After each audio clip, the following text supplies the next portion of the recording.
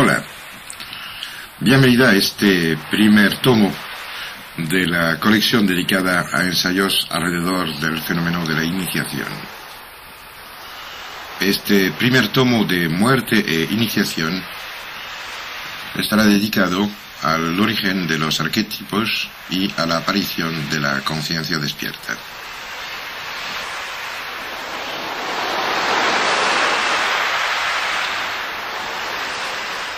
Quiero subrayar, antes de empezar, que todo lo que voy a exponeros tendría que estar considerado, si lo quieren, como una hipótesis de trabajo, destinada sobre todo a estimular la reflexión y a provocar una nueva visión tanto de la iniciación como de la muerte y del aparente universo en el cual nos encontramos. De hecho, todo parece indicar que este universo que vivimos y captamos mediante nuestros sentidos no es tal como creemos que es. Todas las investigaciones últimas en física teórica van apuntando en la misma dirección. Es muy probable que la totalidad de lo que conocemos o podemos conocer de este universo mediante nuestra existencia física sea poco menos que una ridícula ondulación en una pequeña playa de los bordes de un océano gigantesco que a su vez solo es parte de lo que puede ser, es el universo en sí. Desde épocas ya muy remotas existen trazas, huellas, cuentos y relaciones que nos hablan de sitios, de lugares escogidos, de personajes específicos que a veces cruzan este umbral increíble. Las puertas inducidas, este concepto fabricado por Jacques Bergier hace de esto unos 30 años, parece ser que existen doquier sea alrededor del mundo y cuando sea a lo largo de la historia. Pero la excepcionalidad de estas transiciones hacia el universo amplio mediante las puertas inducidas es evidentemente cosa de pocos. Ahora bien, existe una puerta, un umbral que todos pasaremos, sin ninguna excepción. Estoy hablando más concretamente de la muerte. El aspecto que nos interesa hoy es el que conecta esta situación ineluctable con una de las hazañas más importantes y más prometedoras que pueda vivir un ser humano. Quiero hablar de la iniciación. Los textos relativos a la iniciación en sí y de los cuales disponemos son innumerables, como son innumerables los comentarios o testimonios en cuanto a lo mismo. Cada cultura prácticamente, cada fuente de conocimiento, cada escuela, cada grupo de hombre, cada central psíquica, cada punto de luz que se ha dedicado a la trascendente y a la trascendencia utilizan o han utilizado técnicas, sustancias, ayuda de maestros y de compañeros para acceder a esos niveles diferentes de conciencia que permiten el acercamiento a la otra realidad. Cuando uno empieza a preocuparse por el legado del cual se puede disponer alrededor de este tema, una de las primeras cosas que se encuentra es que prácticamente a cada vez existe por lo menos una muerte ritual, una muerte simbólica, una búsqueda de la luz que hay que manifestar. También nos encontramos con el papel fundamental del fuego y de la luz que permite diferenciar la noche y el día y, a través de la luz utilizada, el sol, que al final es el centro del espacio universal inmediatamente superior al del planeta.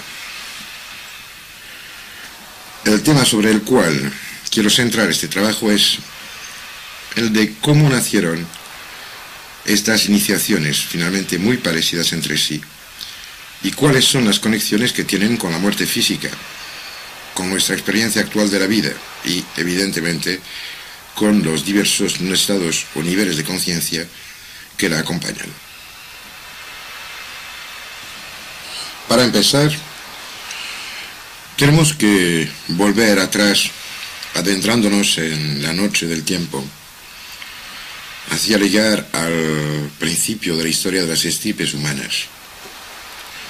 Entonces pasó algo que fue el inicio del crecimiento más explosivo de la historia de nuestra biosfera. Este algo fue un cataclismo inimaginable que por poco acaba con el planeta y con todo lo que sobre él vivía entonces. Los que en esta época tan lejana eran nuestros lejanos antepasados, iniciaron a este momento una prodigiosa transformación todavía no acabada. La estación erecta, a la cual siempre se atribuye el desarrollo de los lóbulos prefrontales, puede muy bien ser solo una consecuencia de lo que pasó en este momento álgido de nuestra historia remota. Todos los datos recogidos sobre estas épocas, tanto por glaciólogos que trabajan en capas muy profundas del hielo polar, pero como también las observaciones hechas por geólogos o vulcanólogos, apuntan en una dirección única. Hubo un periodo de intensa actividad volcánica que se tradujo en innumerables erupciones acompañadas por inimaginables proyecciones de polvos y gases en la atmósfera. Efectivamente se encuentran tanto en el hielo polar como en prácticamente todas las zonas en las cuales se ha intentado de examinar las secuencias de las capas geológicas, se encuentra una línea negra que corresponde, por datación comprobada, siempre al mismo momento. Y esta línea negra separa de manera muy nítida ciertas capas geológicas, caracterizadas tanto por lo que contienen como por su peculiar característica. La primera observación de este fenómeno ocurrió en Suecia, hace esto ya bastante años, pero desde entonces fue comprobada su existencia por centenares y centenares de observaciones a doquier sea alrededor del mundo, y solo la necedad o una ceguera locamente academicista permitiría negar. ¿De qué se trató exactamente? Nadie lo sabe. Existen tradiciones que nos hablan de gigantescos continentes que habrían desaparecido.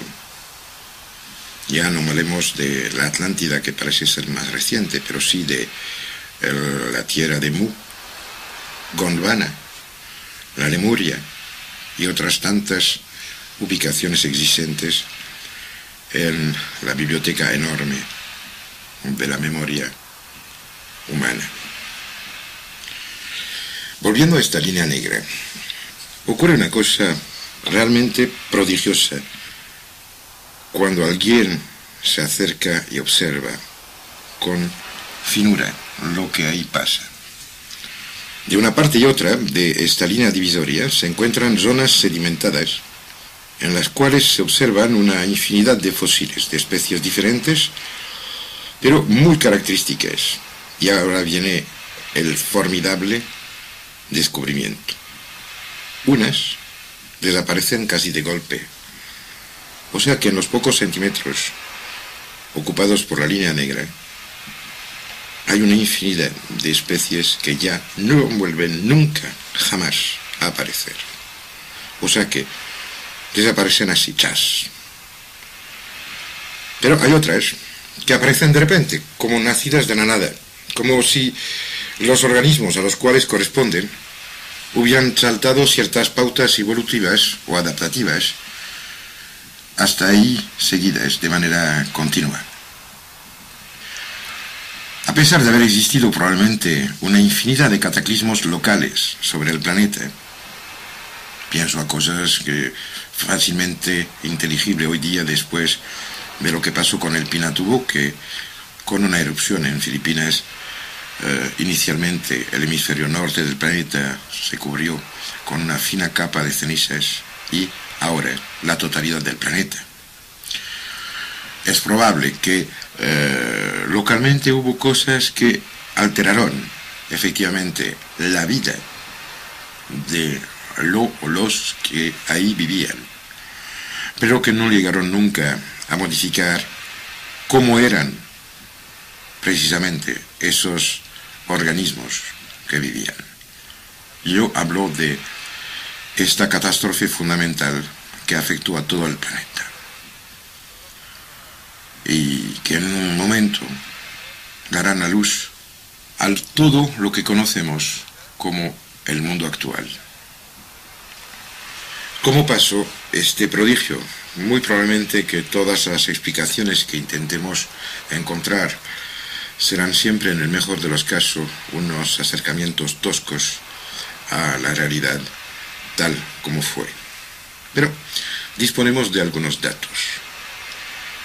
Los trabajos de Wentworth Thompson en la segunda década de este siglo empiezan en realidad con toda una línea de investigaciones que culminan en las investigaciones mucho más recientes de David Raup, que trabaja en el Museo de Historia Natural de Chicago y que ha conseguido transformar, por ejemplo, unos modelos de conchas helicoidales en conchas de bivalvos, solo modificando unos de los gradientes de crecimiento del modelo informatizado que les corresponde. Habría que recordar, probablemente llegado a este punto, que el crecimiento de un organismo, o sea, el aprovechar y el utilizar el contenido del mensaje genético inscrito en las codificaciones del genoma del ácido desoxirribonucleico en cada célula de cada cuerpo, de cada organismo vivo del planeta, el desarrollo, o sea, la compleción del ser proyectado, se hace mediante la existencia de unos cuantos factores, entre los cuales, de manera muy marcada, existen la luz, que permite, entre otras cosas, fijar la asimilación del calcio y, por lo tanto, la construcción del esqueleto, que sea este un endoesqueleto, como en el caso del ser humano, o un exoesqueleto, como en el caso de toda una serie de otras formas de la vida. Los trabajos estos, que no es el caso de exponer en su totalidad ahora, permiten de todas maneras entender, por lo menos en parte, lo que probablemente pasó entonces. Thompson desarrolló una teoría según la cual las formas de los organismos vivos resultaban de un equilibrio muy fino de fuerzas y que unas modificaciones, a veces infinitesimales, podían provocar cambios sustanciales en las formas orgánicas resultantes. Es así, por ejemplo, que llegó a describir la transformación de un pez alargado y muy estrecho en otro de formas macizas y de estructura totalmente diferente, modificando exclusivamente una de sus coordenadas espaciales. Lo más importante que realmente deriva de este descubrimiento, que fue ampliado, como acabo de comentarlo, por David Raup, radica en el hecho que las zonas en las cuales tendrían que haber vivido esos peces son radicalmente diferentes entre sí, a la vez que sus relaciones potenciales con el medio y su participación en el ecosistema cambian al mismo tiempo y de manera radical, alterando de golpe, y ahí está la cosa más importante de todas, la estructura del mundo en la cual se encuentran.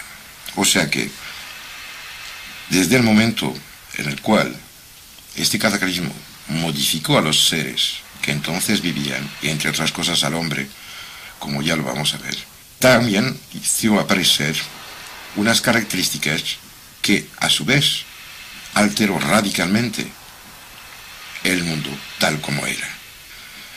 Esta función de terraformación que afecta al mundo material no está limitada ahí, porque en planos más sutiles, la génesis de la supermente planetaria que empieza ahí hace que es probable que los pocos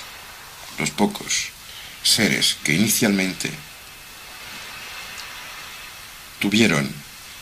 fueron conscientes de estas modificaciones fueron los que se dieron cuenta que existían pasos entre los mundos y que probablemente las puertas inducidas de las cuales hablaba al inicio se abrieron de forma radical en este momento.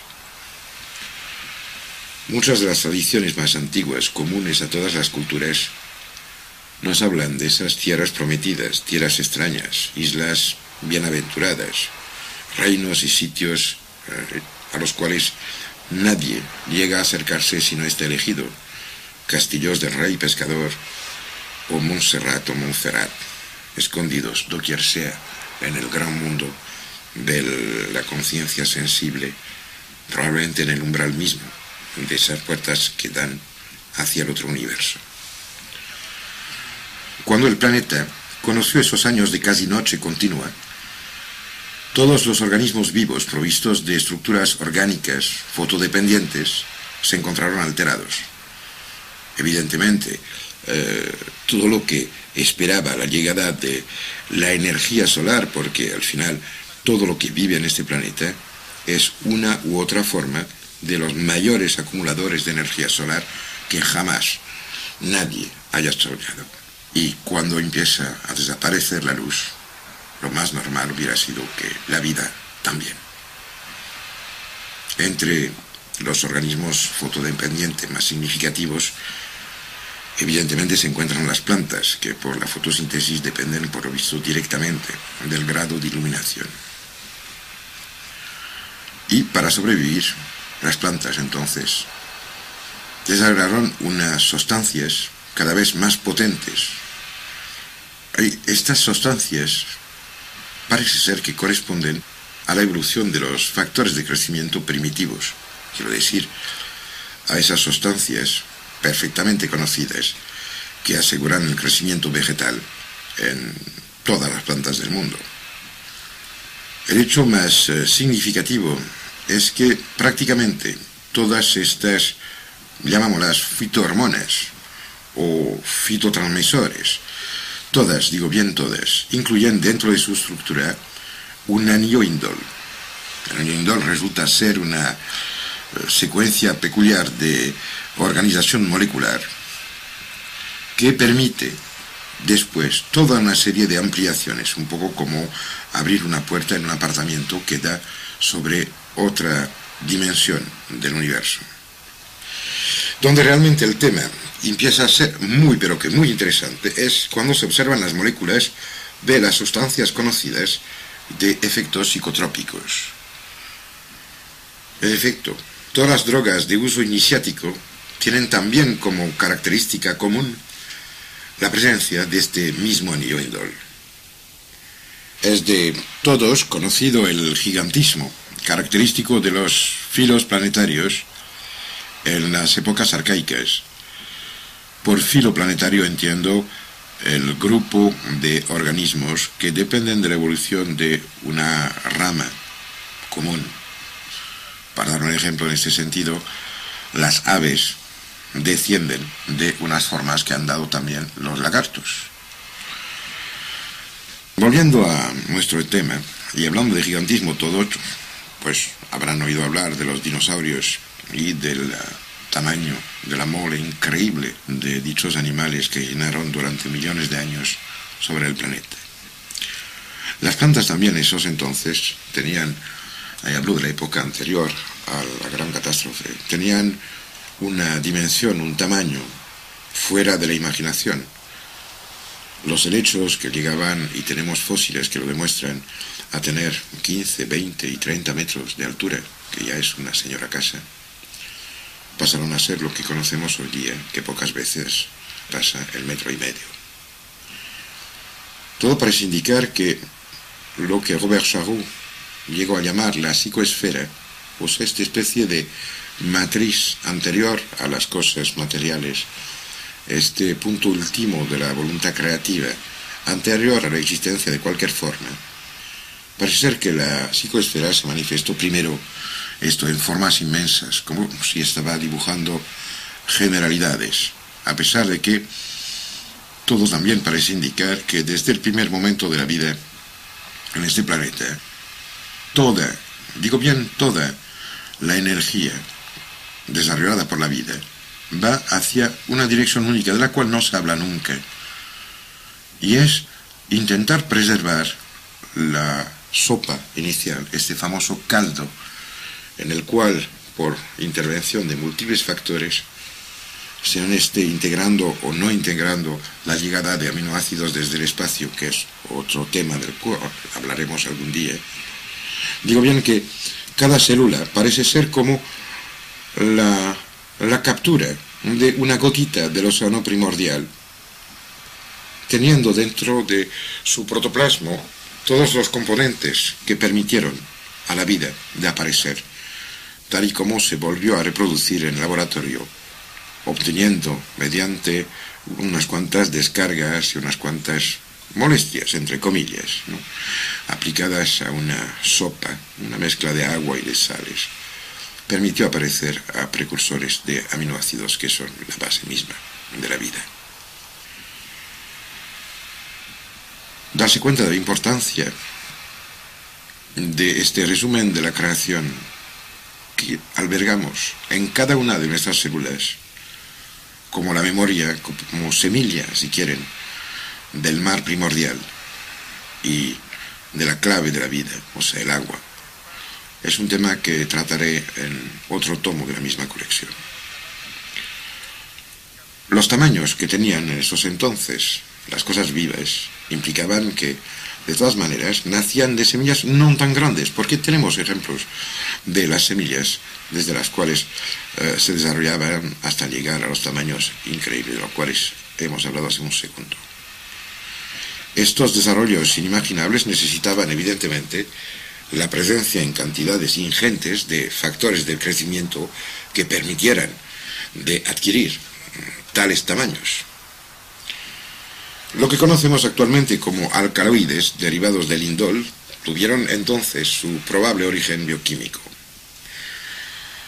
No es tan descabellado el pensar que los agentes indólicos de crecimiento que estaban presentes en todas estas plantas fueron alterados y modificados por el cambio brutal del coeficiente de iluminación del planeta.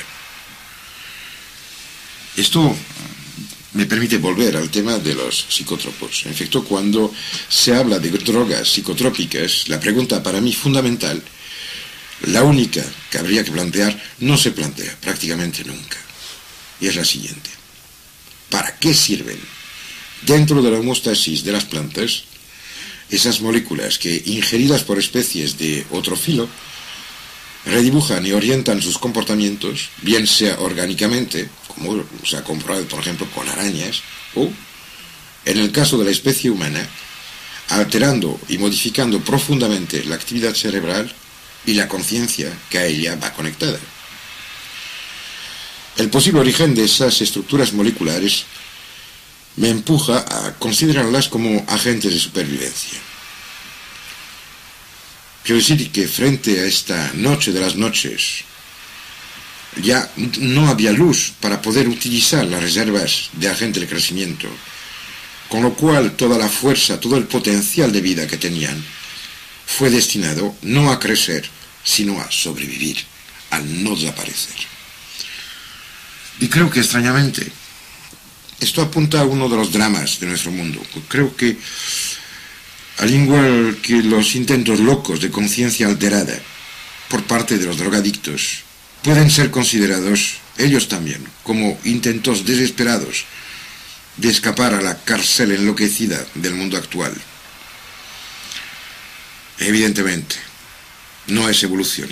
La droga nunca, jamás, será un paso evolutivo, pero es la misma intuición de un más vivir, de un más intensamente existente, una misma nostalgia del absoluto, que creo empuja a esas generaciones perdidas hacia su propia desaparición. Volviendo al tema, al mismo tiempo que el filo vegetal se encontraba afectado por este periodo de oscuridad, los demás componentes de la biosfera fueron también modificados por la misma necesidad de comportamientos biológicos de supervivencia. Ahí probablemente tendríamos que ubicar la presencia, la huella imborrable en la memoria de la supermente de esos gigantes iniciales, de esos seres cual tamaño pasa todo lo que desde entonces ha sido conocido o ha vivido sobre este planeta azul. Volveremos sobre este aspecto concreto de la fabricación y el origen de los mitos. Encontrarán una secuencia que sin palabras les permitirá aprovechar de las inducciones subconscientes que he dictado para ayudarlos a integrar perfectamente el conjunto de datos que estoy intentando entregarles.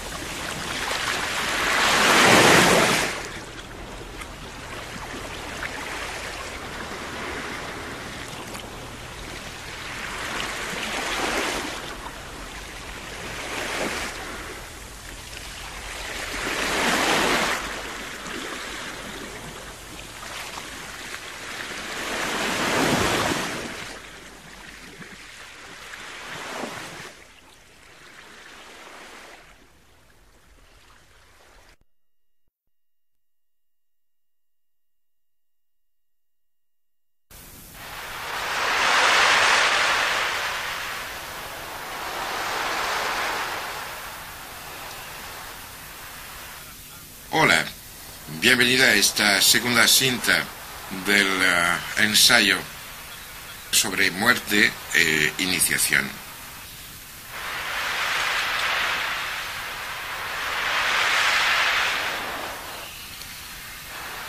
Volviendo al tema que nos preocupa ahora, haciendo un resumen rápido, al momento en el cual, debido al súbito oscurecimiento del planeta, al momento en el cual los organismos vivos se tienen que adaptar o desaparecer,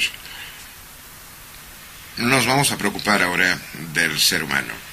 En el ser humano existe una formación orgánica que rige prácticamente toda nuestra vida adaptativa, por lo menos en cuanto al medio se refiere, al medio ambiente, quiero decir.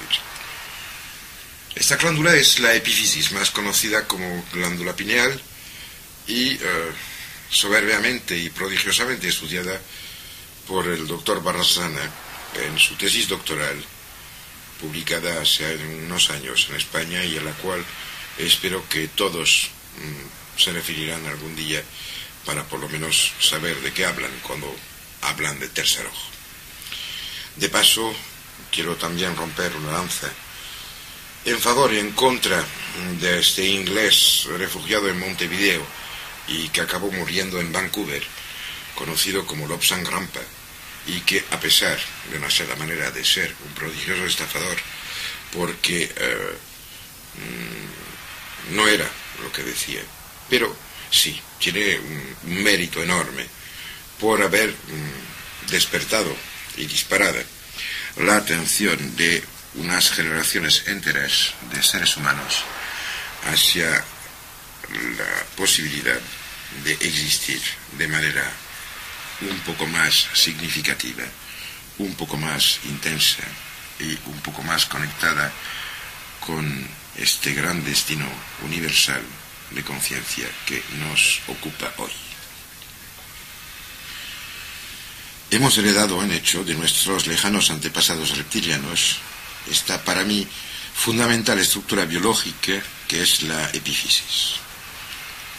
Se encuentra en el cerebro humano prácticamente en un sitio fácilmente ubicable, o sea, está exactamente al punto de encrucijada entre una línea que uniría la parte inferior de la oreja, más o menos al nivel de la articulación condilomaxilar, y otra línea que une la base misma del cráneo, punto en el cual la columna vertebral se adentra mediante el axis y el atlas en la cabeza, en este fantástico protector óseo de nuestro receptor mental, y el punto situado en la encrucijada entre la nariz y la línea de las cejas. Este dicho de paso que es exactamente en este punto que tanto Leonardo da Vinci como muchos otros investigadores de la estructura física del cuerpo humano, los primeros anatomistas, Vasallo y otros, localizaron el sitio en el cual se encontraba el alma, lo cual me hace pensar, entre otras cosas, que sabían mucho más de lo que han dejado marcado en sus escritos publicados. No olvidemos nunca que entonces era vigente el control férreo del poder del cual nunca se habla, el que nos hizo todos culpables de pecado original, que inventó el perdón por haber inventado la culpa, y que aún hoy día se nota al momento en el cual algunos se permiten decir que el salir cubierto es una monstruosidad, mandando al cementerio a millares de jóvenes ignorantes de por dónde y por mala suerte se muere el pez.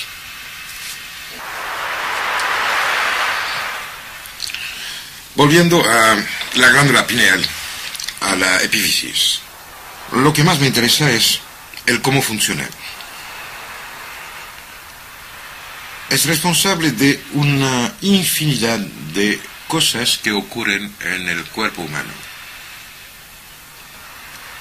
Amén de permitir metabolizar una parte de la cadena del triptófano, produciendo unas sustancias específicas como son la 5-hidroxitriptamina, más conocida como serotonina, o sustancias secundarias debido a la interacción de una coenzima cerebral que es la hidroxiindolortometiltransferasa, y perdón por el nombre, pero es así, y que transforma a dichosa serotonina en toda una serie de productos secundarios que van desde gonadótropos hacia factores de crecimiento, que esto nos interesa al primer grado porque ya hemos hablado de esto, y que además de esto parece ser que controla globalmente todo lo que es la secuencia de adaptación del cuerpo, del organismo, tanto el organismo físico, el material que se puede cortar, examinar, poner en formol o dibujar, como este mundo más sutil y etéreo del sentir, del imaginar, del captar, del percibir,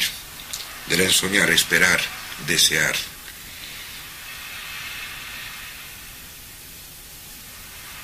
Su actividad depende casi absolutamente de un solo factor, que es el grado de iluminación. Quiero decir que depende de su actividad, que la cantidad de transformaciones que es capaz de hacer, de soportar, depende de la cantidad de luz que recibimos. Acordémonos que en los reptiles aún hoy día existe, en la mayoría de los casos, en medio de la frente, casi entre los ojos, en el punto en el cual los dibujos de las diferentes tradiciones ubican y dibujan el tercer ojo, lo que se llama un ocelo, o sea, un proto-ojo, una estructura superficial, una diferenciación del gran órgano piel mucosa, capaz de captar las variaciones de las ondas electromagnéticas que nos rodean, y más concretamente las habitualmente consideradas como luz, incluyendo además en este campo las zonas últimas de un lado y del otro, ultravioleta e infrarrojo, con ejemplos tan concretos como el, por ejemplo, de la serpiente de cascabel, que a pesar de ser ciega, ve con su tercer ojo en medio de la frente los infrarrojos que emanan de todos los cuerpos vivos. Hemos perdido este tercer ojo reptiliano que estaba en la superficie de nuestra piel, más o menos a donde los dibujos hoy día muy difundidos que salen de la tradición hinduista localizan el tercer ojo, el Ajna Chakra. Pero, como de todas maneras, las informaciones de tipo visual, y por eso entiendo la captación de una zona de frecuencias de ondas electromagnéticas muy concreta, llegan al cerebro para estar tratadas y casi informatizadas a través de un camino secuencial muy conocido. Se cruzan los datos por cada lado, en el caso de los ojos, cuando el tercer ojo no lo hacía, se encuentran en una zona del cerebro, se llama el cuerpo estriado, y acaban en la zona de concreción visual para permitirnos reconstruir imágenes, o sea, secuencias que nos permiten localizar en distancia, altura y tamaño las cosas con las cuales nos acercamos, por lo menos de manera física. Este tercer ojo, que es la puerta hacia la epífisis, está tapado. Prácticamente todas las experimentaciones hechas en los últimos decenios apuntan hacia un hecho muy interesante, que es que parece ser que toda la piel del ser humano es capaz de desarrollar sensibilidades parecidas sin tener ninguna especificidad de sitio o de localización concreta. Tenemos datos sobre qué formación epidérmica es capaz de captar estas frecuencias electromagnéticas que consideramos como luz. Se trata de corpúsculos de Malpighi que se encuentran en todo el cuerpo, sobre toda la superficie de la piel, y que de manera más selectiva y aparatosa funcionan de manera organizada en personas concretas examinadas, sobre todo en Rusia, pero últimamente también en Estados Unidos, en Alemania y extrañamente en Lituania, estado reciente de aparición en el panorama mundial de la repartición política. De todas maneras, la actividad de la pineal, que parece ser una de las claves para conectar las captaciones del universo con otro nivel de realidad, dependen. Y en lo que a nosotros toca ahora mismo es fundamental del grado de iluminación, entendiendo esto como lo que habitualmente se entiende. O sea, de noche no se ve nada, así estamos claros. La cantidad y la calidad de las sustancias sintetizadas depende directamente en su aparición de la luz, pero también en su utilización. Y ahí empieza una historia bastante increíble, porque entre medio de todo lo que ahí aparece, lo que más me llama la atención son dos sustancias que dependen de la actividad efectivamente de la epífisis, directa una e indirectamente la otra. La 5-hidroxitritamina, que es una sustancia adaptativa a los cambios de luz, que nos permite no ser iguales en función de la temporada del año, y la noradrenalina, que es de acción más corta, si quieren, porque nos permite adaptarnos a situaciones seguidas, diferenciándolas entre ellas por la carga emotiva, la cantidad de emoción que albergan o la cantidad de imágenes o de cargas anteriores de nuestras vidas, sean esta misma vida o igual, y de esto hablaremos también, otras vidas en un momento dado. Hay una paréntesis porque tiene su importancia, que tiene que ver con la 5-hidroxitritamina. Esta sustancia es la clave que permite entender esas famosas depresiones que aparecen a veces con los cambios de estación. Es también lo que permite comprender el por qué se pilla la gripe en octubre y no en abril, a pesar de que el virus está presente permanentemente. Nos acordamos de un tiempo en el cual había que ponerse a hibernar, o sea, disminuyendo todas las características físicas de una conciencia muy animal, por cierto, pero una conciencia, y por lo tanto nos pone en peligro, ya que el perder la identidad es abrir la puerta a lo que nos puede disminuir aún más.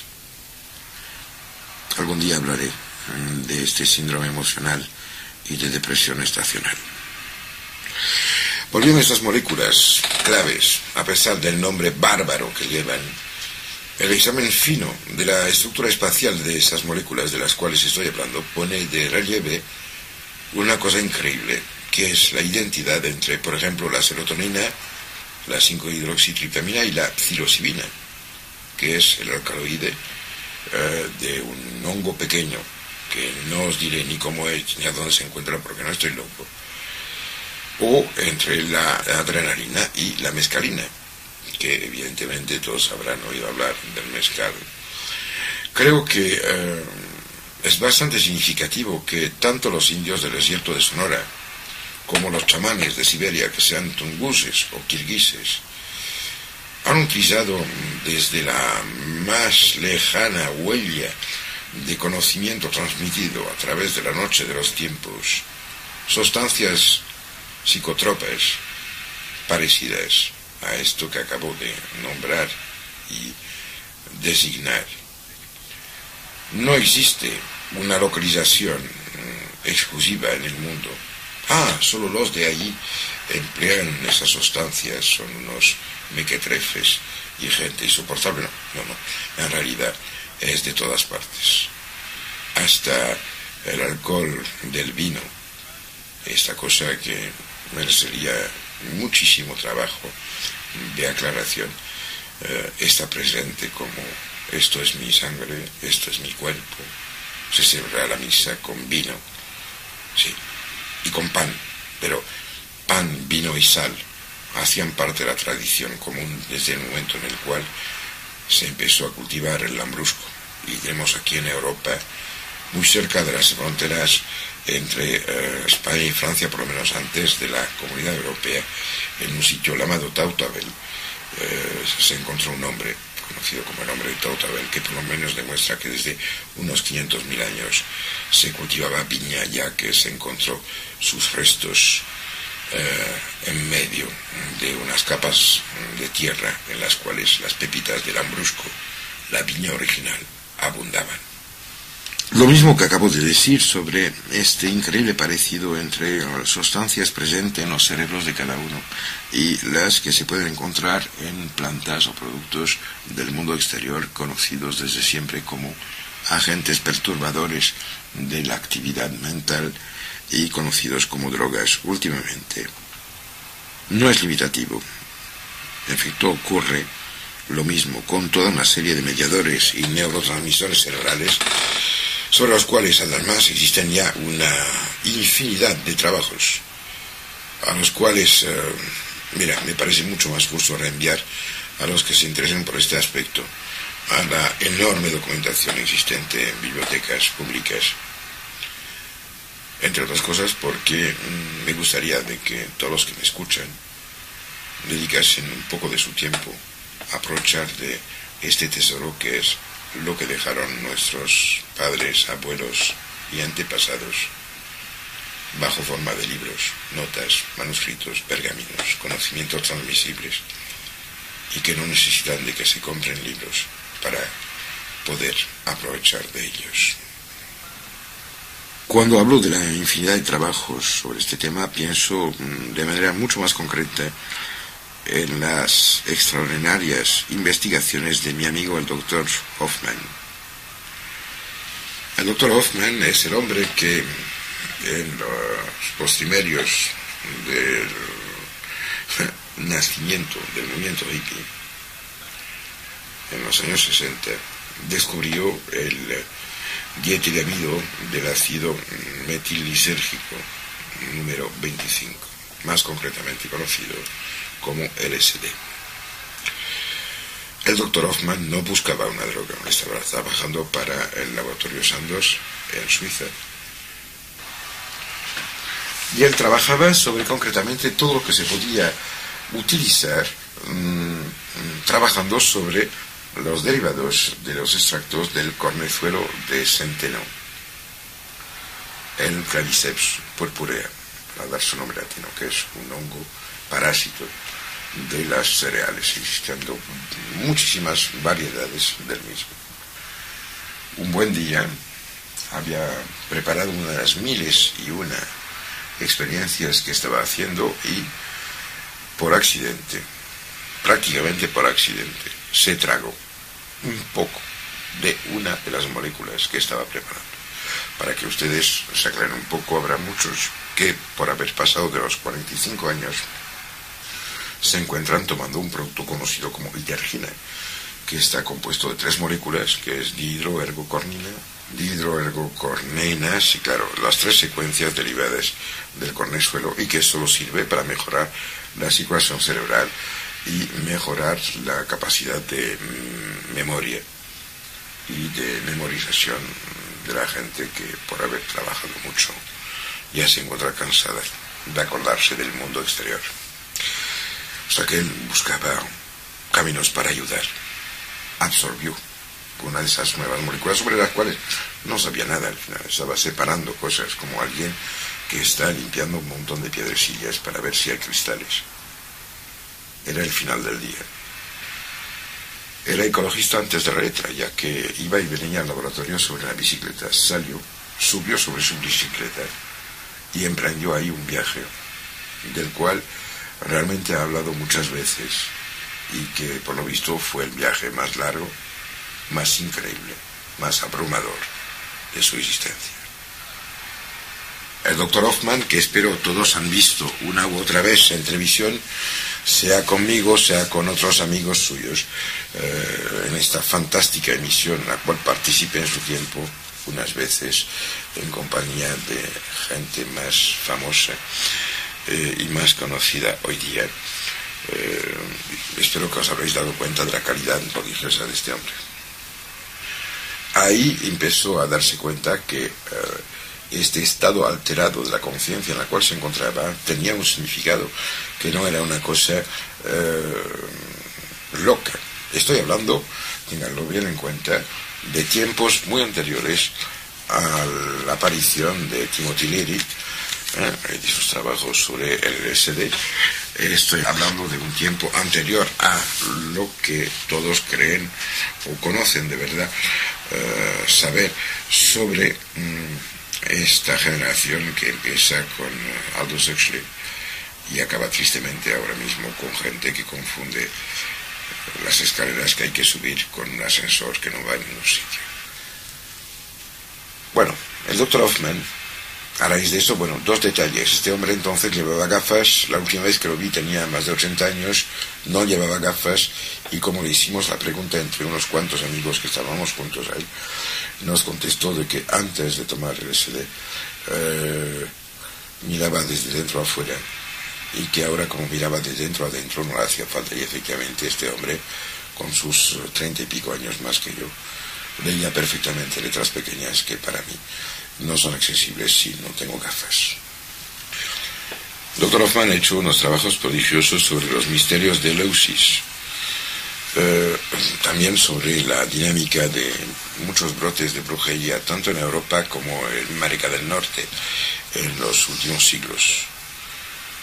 Me refiero, entre otras cosas, al caso mundialmente famoso de las brujas de Salem, cerca de la isla cerca de Providence, y de la pequeña isla delante de Providence, de la cual tantas veces ha hablado Lovecraft, otro personaje prodigioso. De paso, hablando de brujas y de iniciación, me gustaría señalarle que unos intentos muy serios que fueron hechos últimamente por científicos que recompusieron ungüentos de brujas utilizando las fórmulas iniciales cuales disponemos, pues obtuvieron que, aplicándose de la manera más honesta y siguiendo las indicaciones presentes en los diferentes textos manuscritos de los cuales disponían, tuvieron visiones y alucinaciones, entre comillas, en las cuales efectivamente volaban en los aires sobre algo rígido, largo, considérelo como una barra, como una silla larga, como un caballo que no se mueve, como una escoba, lo que les dé la gana, pero sí se movían. Y la cosa más increíble es que, a pesar de haberlo tomado cada uno por separado en su casa, se encontraron en el mismo sitio, haciendo y viviendo aparentemente lo que las brujas confesaron bajo las torturas terroríficas aplicadas, y que por mala suerte todavía hoy día se pueden leer, teniendo curiosidad, refiriéndose al Maleus Maleficorum de muy triste memoria. El punto fundamental sobre el cual al final quiero llamar la atención es el siguiente: ¿qué pasó en el cerebro de estos proto-homínidos que vivieron esta noche de las noches de la cual hablaba hace un momento? ¿Qué alteraciones estructurales pueden haber afectado a estas moléculas, de las cuales hablábamos y cuyos componentes son tan similares a las drogas iniciáticas, y que las plantas fabricaron, escogiendo perder el gigantesco para conservar la vida? Antes de acabar, quiero dejar bien claro una cosa. Estoy total y radicalmente opuesto a la utilización de sustancias cual efecto o utilización está únicamente puesto en alterar lo que tendríamos que cuidar. Pegar una patada en la guitarra diciendo que hace sonido no es aprender a tocarla, ni menos aún respetar lo que es. Estas cintas que están escuchando no están dedicadas a dirigiros sobre drogas, sustancias o locuras. Si estoy hablando de esos temas afines, es al igual que cuando uno pasea en un sitio acerca de una cima terrorífica, alguien le tiene que decir: cuidado, esto es muy hondo, no se caiga nunca. Existen otras puertas más normales, más justas. No existen atajos hacia la luz, no existen trucos para el conocimiento, y no existe lotería para la iniciación. En la próxima cinta ya nos vamos a ocupar más directamente de lo que pasó y de lo que es realmente este prodigioso receptor de una eterna emisión cósmica de conciencia y que conocemos como nuestro cerebro.